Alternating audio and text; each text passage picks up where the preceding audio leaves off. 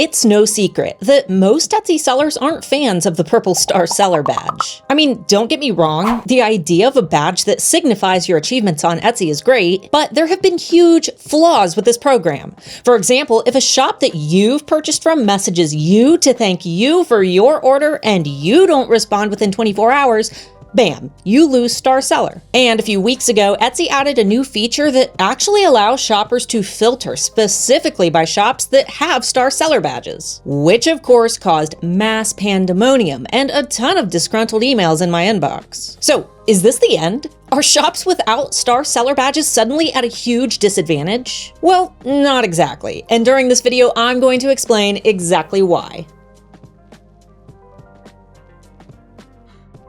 You are going crazy right now.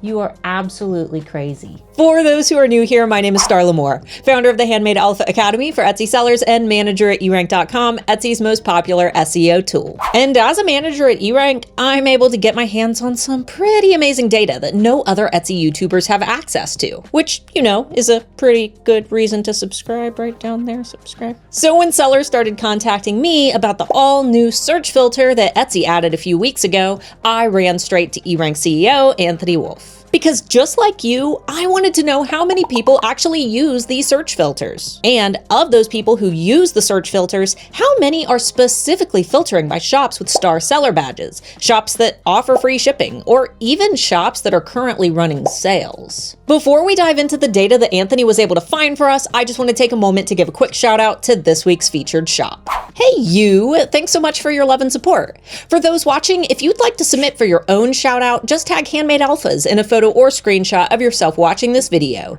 either in your Instagram feed or Instagram stories. It's important to note that the Star Seller program was introduced with the purpose of rewarding sellers for speedy replies, smooth dispatch, and positive reviews. In order to become a Star Seller, shops must reply to the first message sent in an Etsy conversation within 24 hours. Any additional messages within a message thread do not need to be responded to within that 24-hour window to qualify. You also need to maintain a star rating average of 4.8 or higher, which can be a huge pain when customers leave totally unjustified bad reviews. You must dispatch all orders within the processing times that you've set and include tracking or purchase a postage label from Etsy. And lastly, you must make at least 5 sales in a 3-month period and meet the sales minimum of $300 US. So needless to say that factors outside of our control can absolutely play an impact in whether or not sellers can receive and maintain star seller badges. And since the introduction of this program, the Etsy forums have been aflame with heated sellers who have lost their badges at no fault of their own. And now that Etsy is allowing shoppers to filter specifically by star seller shops, it can feel like a huge slap in the face to the sellers who have put their blood, sweat, and tears into providing amazing service. But before you grab your torches and pitchforks, it's important to know what Etsy isn't telling you about their filters and categories when it comes to how your shoppers navigate the platform.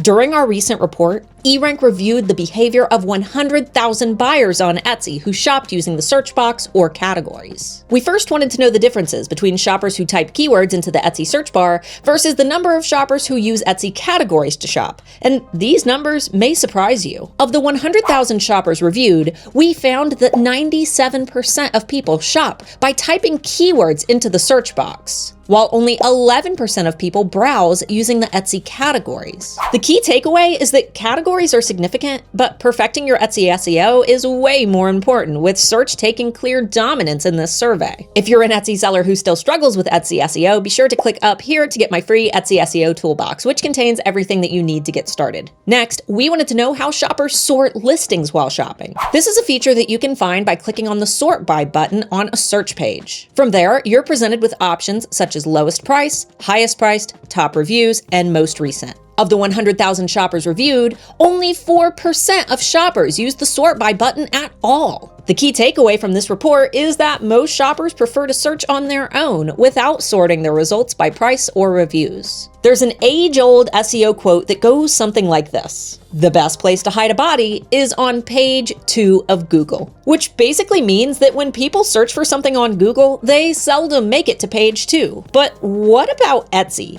How many pages do Etsy shoppers typically browse? Of the 100,000 shoppers reviewed, only 24% of shoppers made it past page 1. Only 10% of shoppers made it to page 3. And only 2% of shoppers made it to page 10, which means that the sweet spot for Etsy success is to get your listings on page 1, right? Well, yes, but not how you may think. A few years ago, it was easy enough to type a few keywords associated with your listing into the Etsy search bar and see what page you showed up on. But then Etsy started catering their experience to each unique shopper based on their location and past habits on the platform. The incorporation of machine learning technology meant that for sellers like us, we could no longer measure our own ranking with the Etsy search bar. What I see on Etsy will be different than what you see. And while many Etsy gurus will tell you that you can remove Etsy's layer of personalization by logging out of your account, using an incognito window, or using a VPN, none of these strategies will eliminate personalization. So if being on page 1 is so important, how do you figure out what your rank is? The easiest way is to utilize erank.com's rank checker tool,